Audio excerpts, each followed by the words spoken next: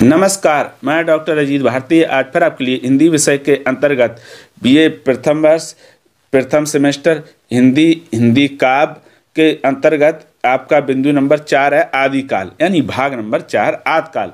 इसके अंतर्गत हम प्रश्नोत्तर लेकर आए हैं। तो देखो, आदिकाल के अंतर ये पहला प्रश्न है। तो प्रश्न कुछ इस प्रकार से दिया है। आदिकाल के साहित्यिक सामग्री का सर्वेक्षण करते हुए इस काल की सीमा निर्धारण एवं नामकरण संबंधी समस्याओं का समाधान कीजिए। अब ऐसे समझ लो, देखो ये कहा गया कि जो आदिकाल की साहित्यिक सामग्री है उसका सर्वेक्षण और काल की सीमा का निर्धारण, नामकरण, समस्या एवं समाधान, इससे संबंधित ये पूरा उत्तर रहेगा। तो ये जो प्रश्न है इसमें हमने वर्णनात्मक प्रश्न यहाँ पर लिया है। ये आपके लिए इसमें बहुत सारे ऐसे बिंदु होंगे जो आपको टीजीटी, पीजीटी, स्लेट, नेट में भी काम आएंगे। तो चलो शुरू करते हैं। अब देखो, उत्तर इसका कुछ इस प्रकार से लिखेंगे। हिंदी के अपभ्रंश रूपी सागर से संस्कृत, पाली, प्राकृत आज छोटी छोटी नदियों को समाहित करते हुए हिंदी के रूप में कब स्वतंत्र रूप से बहने लगी, पता ही नहीं चला। कहते हैं इसमें ये कहा गया कि जो हिंदी का स्वरूप पहले क्या था, संस्कृत, पाली, प्राकृत, पर वो अपभ्रंश से होते हुए हिंदी के बनकर कब बहने लगी इसका पता ही नहीं चला। लेकिन इस धारा ने अपना मुक्त रास्ता अनुकूल समय में चुनाव किया। लेकिन जो इस धारा ने अपना रास्ता कैसा, मुक्त मतलब स्वतंत्र होकर अनुकूल समय में चुनाव कर लिया, यानी समय आया तभी वो क्या हुई, प्रचलित हुई। यह धारा उसी सागर में कब विलय होकर स्वतंत्र सत्ता स्थापित करने में समर्थ हुई, यह आज तक शोधार्थियों का चिंतन का विषय बना हुआ। कहते कि जो ये हिंदी है ये उसी सागर में जहाँ से निकली उसी में समाहित होकर अपनी अलग उसने क्या करी, सत्ता स्थापित कर ली। आज तक इस शोधार्थियों के लिए चिंतन का विषय बना है, चिंता का नहीं। अब आता है अगला बिंदु। अगला दिया है कि हिंदी साहित्य के आदिकाल का पूर्वापर का अर्थ होता है अगला और पिछला, ध्यान रखना, ठीक है। अब इससे संबंधित हिंदी भाषा का उदय चंद्रधर शर्मा गुलेरी मिश्र बंधुओं जैसे विचारक ईसा की 7वीं शताब्दी स्वीकार करते हैं। जो हिंदी भाषा का उदय, जैसे मान लो चंद्रधर शर्मा गुलेरी और मिश्र बंधु जैसे विचारक इसे ईसा की 7वीं शताब्दी मानते हैं। उन्होंने पुष्प पुण्य कवि को आधार बनाकर उल्लेख किया है, यानी इसके लिए उन्होंने आदिकाल के जो पुष्प और पुण्य कवि हैं उनको आधार बनाया है, जिनका समय क्या था, 770 के लगभग संवत। फिर आगे उसके बाद आते हैं आपके राहुल सांकृत्यायन, है ना, इसमें सांकृत्यायन होगा। यहाँ पर सांकृत्यायन ने 8वीं से 13वीं शताब्दी को स्वीकार किया है। हिंदी साहित्य के प्रारंभिक काल को डॉक्टर राम कुमार वर्मा ने 700 से 1300 ईस्वी तक माना है, उसे 2 भागों में बांटा गया है। आचार्य रामचंद्र शुक्ल हिंदी भाषा का समय 7वीं शताब्दी मानते हैं। देखो, फिर उसके बाद आते हैं आपके राहुल सांकृत्यायन, उन्होंने इसका समय 8वीं से 13वीं शताब्दी तक और हिंदी के साहित्य को प्रारंभिक काल तथा डॉक्टर राम कुमार वर्मा ने 750 से लेकर 1300 तक माना है और उसको 2 भागों में बांटा है। वहीं आचार्य रामचंद्र शुक्ल इसका 7वीं शताब्दी मानते हैं समय, ठीक है। फिर आगे आते हैं, फिर दिया है कि इस काल को संवत 1050 से लेकर 1375 के मध्य स्वीकार करते हैं। ये तो उनका ही है, किनका, आचार्य रामचंद्र शुक्ल का ही। फिर मोतीलाल मेनारिया ने हिंदी का आविर्भाव काल संवत 1045 से संवत 1400 माना है। मोतीलाल मेनारिया ने अपना अलग समय दिया। वहीं हजारी प्रसाद द्विवेदी ने मोतीलाल मेनारिया का समर्थन किया है, यानी जो मोतीलाल मेनारिया ने समय निर्धारित किया है वही हजारी प्रसाद द्विवेदी ने भी माना है। तो ये हो गया आपका क्या, हिंदी साहित्य के आदिकाल का अगला पिछला, ठीक है, पूर्वापर। अब आता है अगला बिंदु की आदिकाल का समय निर्धारण, ये बिंदु है। अब इस पर हम चर्चा करेंगे। तो दिया कि आदिकाल के समय निर्धारण पर चिंतन करने के बाद इस निर्णय पर पहुंचे हैं कि उसका समय 11वें विक्रम संवत से 14वें विक्रम संवत के मध्य का है, ये माना गया है, ठीक है।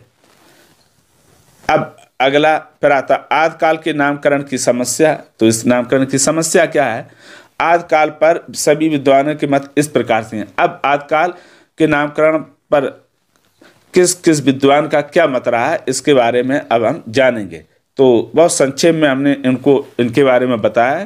पहले आते आचार्य रामचंद्र शुक्ल। देखो, शुक्ल जी ने आदिकाल का नामकरण वीरगाथा काल दिया है। यह नाम जनता की चित्तवृत्तियों के साथ कवि की मनोवृत्तियों के परिवर्तन को आधार बनाकर दिया गया है। यानी आचार्य रामचंद्र शुक्ल ने क्या दिया है? वीरगाथा काल। या फिर ये मान ले कि उन्होंने देखा कि अधिकांश रचनाओं में वीर रस का अधिक उपयोग हुआ है, इस उन्हीं आधारों के आधार पर इन्होंने इसको वीरगाथा काल नाम दिया है। ठीक है। फिर आदिकाल नामकरण भी विवाद। हिंदी के सभी विद्वान आदिकाल के नाम पर एक नहीं है।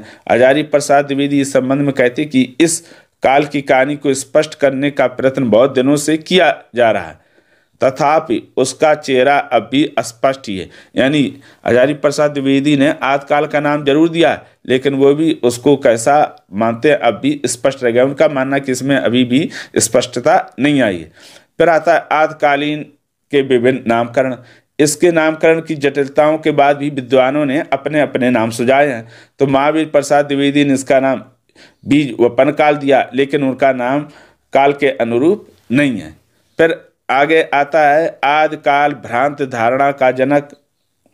तो हजारी प्रसाद द्विवेदी ने आदिकाल नाम दिया है, वहीं मोतीलाल मेनारिया ने इसका नाम आरंभिक काल रखा है। ये दोनों नाम भ्रांत धारणा के जनक हैं, ऐसा विद्वानों का मानना है। हालांकि अंत में आदिकाल को ही श्रेष्ठ माना गया है। इस काल का नामकरण तो ऐसा होना चाहिए जो तत्कालीन साहित्यिक प्रवृत्तियों को सूचित कर सके। इन दो नामों को तो ऐसा प्रतीत नहीं होता है। यानी जो विद्वानों ने कहा कि जो तत्कालीन साहित्यिक की विशेषताएं हैं उसको सूचित करता हो, ऐसा नाम निर्धारण करना चाहिए। लेकिन वो कहते इन दोनों नामों से ऐसा प्रतीत नहीं होता है। ठीक है। कौन दोनों नामों से? आदिकाल और मोतीलाल मेनारिया द्वारा दिया गया आरंभिक काल। फिर आता है आपका अगला बिंदु राव सांकृत्यायन का सिद्ध सामंत युग। कहते इनके सिद्ध सामंत युग का मतलब आदिकाल को ही इन्होंने सिद्ध सामंत युग दिया। इनके अनुसार 8वीं से लेकर 12वीं सदी तक हिंदी साहित्य में दो प्रकार की कविताएं मिलती हैं। पहला सिद्धों की बाड़ी, दूसरा सामंतों की सृष्टि परक रचना है। सृष्टि परक यानी प्रकृति पर आधारित। वे हिंदी का आदि कवि सराफा को मानते हैं। तो ये हिंदी राव सांकृत्यायन हिंदी का प्रथम कवि किसे मानते हैं? सराफा मानते हैं, और इसे ही मान्यता दी गई है। तो ये बात तो इनकी बिल्कुल यहाँ पर सही स्वीकार कर ली गई जैसी की तैसी। ठीक है।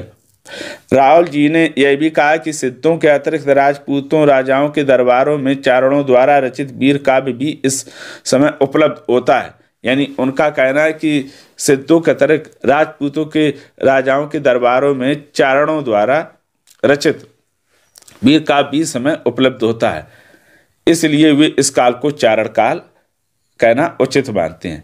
ठीक है। तो उन्होंने चारण काल और सिद्ध सामंत काल नाम दिए राव सांकृत्यायन ने। अब आता है डॉक्टर धीरेन्द्र वर्मा व चंद्रधर गुलेरी का अपभ्रंश काल। यानी इन्होंने इसका नाम आदिकाल का नाम क्या रख दिया? अपभ्रंश काल। इन दोनों क्रमशः भाषा शास्त्री और कथाकार ने आदिकाल में अपभ्रंश की प्रचुरता देखी और अपभ्रंश काल नाम दिया। यानी डॉक्टर धीरेन्द्र वर्मा है भाषा शास्त्री, भाषा के ज्ञाता है, और वही चंद्रधर गुलेरी शर्मा कथाकार हैं। तो दोनों ने आदिकाल में अपभ्रंश भाषा की अधिकता को देखते हुए इस काल का नाम अपभ्रंश काल नाम दे दिया। तो इस तरह से देखो अलग अलग नाम दिए जा रहे अलग अलग विद्वानों द्वारा। फिर अपभ्रंश नाम से पाठक का ध्यान हिंदी साहित्य के इतिहास की ओर न जाकर अपभ्रंश साहित्य की ओर जाता है। ठीक, इसलिए इस नामकरण को समर्थन प्राप्त न हो सका। इसलिए इस नामकरण को समर्थन प्राप्त ना हो सका, ये 2 बार लिख गया, इसको काट दो आप। ठीक। तो कहते कि फिर भी इस जो अपभ्रंश काल है इसे साहित्य के इतिहास की ओर ना जाकर अपभ्रंश साहित्य की ओर चला जाता है, इसीलिए इस नामकरण को क्या हुआ? समर्थन नहीं मिला। फिर आते हैं आपके डॉक्टर राम कुमार वर्मा का संधि काल और चारण काल। इन्होंने आदिकाल के 2 नाम दिए, संधि काल और चारण काल। तो डॉक्टर राम कुमार वर्मा ने आदिकाल के 2 नाम दिए, संधि काल और चारण काल। चारण काल नाम आचार्य शुक्ल के वीरगाथा काल के लिए दिया गया। यानी आदिकाल को रामचंद्र शुक्ल ने वीरगाथा काल कहा, तो इन्होंने वीरगाथा काल को चारण काल कहा। उनके अनुसार चारण से काल से पूर्व का काल संधि काल है। इनका मानना जो चारण काल से पूर्व का काल है वो क्या है? संधि काल है। सिद्धों और जैन कवियों की रचनाओं को उन्होंने इस नाम के अंतर्गत स्वीकार किया। इसके अंतर उन्होंने किसकी किसकी रचनाओं को माना? सिद्ध और जैनों को। इनका चारण काल नाम जाति विशेष पर आधारित है, इसलिए उपयुक्त नहीं माना गया। यानी बाद के विद्वानों ने क्या कर दिया? उनके इस चारण काल को खारिज कर दिया। उन्होंने कहा कि ये जाति विशेष पर आधारित है, इसलिए ये नाम उपयुक्त नहीं है। अब फिर अगली बिंदु आती है कि वीरगाथा नाम काल उपयुक्त। वीरगाथा काल नाम आचार्य रामचंद्र शुक्ल ने दिया था। इस काल की सभी विशेषताएं इस नाम की पुष्टि करती हैं, लेकिन आलोचक इस काल का खुलकर विरोध किए थे। यहाँ तक कि शुक्ल जी भी इसका नाम देते हुए हिचकिचाए थे। कहते जो वीरगाथा काल नाम है, इसका कई आलोचकों ने क्या खुलकर विरोध किया था, और बाद यहाँ तक कि आचार्य रामचंद्र शुक्ल भी इसका नाम देते हुए हिचकिचा रहे थे। बाकी कुछ विद्वानों को मानना कि वीरगाथा काल में वो सारी विशेषताएं थीं जो आदि काल में होनी चाहिए। अब आता है वीरगाथा के काल के नाम पर आपत्ति। अब इसमें आपत्ति किसको किसको थी? देखो, डॉक्टर लक्ष्मी सागर वार्ष्णेय और मोतीलाल मेनारिया ने वीरगाथा काल के नाम का विरोध किया था। यानी इन दो विद्वानों को तो क्या आपत्ति हुई थी। हालांकि जिन जिन विद्वानों ने जो जो नाम दिए हैं उसके अतिरिक्त जो और नाम हैं वो आपत्ति ही कहलाएंगे। ठीक है, जैसे आदि काल नाम दिया हजारी प्रसाद हुई तो भी वीरगाथा काल पर आपत्ति करेंगे। डॉक्टर राम कुमार वर्मा ने अपना चारण काल का तो उनकी तरफ से भी आपत्ति ही एक तरह से होगी। डॉक्टर लक्ष्मी सागर वार्ष्णेय ने वीरगाथा काल के नाम को बदलने की बात कही थी। उन्होंने कहा था वीरगाथा काल नाम मत रखो, कोई और रख दो। उनके अनुसार आदि काल में महत्वपूर्ण वीरगाथाएं, रणभेदी, निनाद और रासो ग्रंथ इस बात के प्रमाण हैं, अतः वे आदि काल को नाम सही मानते हैं। यानी लक्ष्मी सागर वार्ष्णेय वो कहते हैं कि आदि काल में वीरगाथाएं रचना भी हैं, रणभेदी, निनाद भी, यानी युद्धों का वर्णन भी है, सुनाई देता है, रासो ग्रंथ भी है। इन प्रमाणों के आधार पर आदि काल को वो सही नाम मानते हैं। अब आपके मन में आएगा कि वास्तव में कौन सा नाम सही है, तो दो ही नाम बहुत महत्वपूर्ण माने जाते हैं, आदि काल और वीरगाथा काल। इससे के अतिरिक्त जितने भी नाम दिए गए उनका कोई महत्व नहीं दिया गया। ठीक है, अब उपलब्ध ग्रंथों का प्रधान स्वर वीररसात्मक, यानी उपलब्ध ग्रंथों का जो प्रधान स्वर है वो वीररसात्मक है, या यूँ कहें जो ग्रंथ उपलब्ध थे आदि काल में उनमें अधिकांश में वीर रस का प्रयोग अधिक किया गया है, ऐसे मान लें। फिर आता है नई खोज में अनेक ऐसे ग्रंथ मिले जो आदिकालीन हैं, लेकिन ये ग्रंथ या तो अपभ्रंश भाषा में या फिर असाहित्यिक हिंदी में। इन ग्रंथों में अधिकांश सिद्धों की अटपटी वाणी ही है, इन्हें साहित्य के अंतर्गत स्वीकार नहीं किया जा सकता।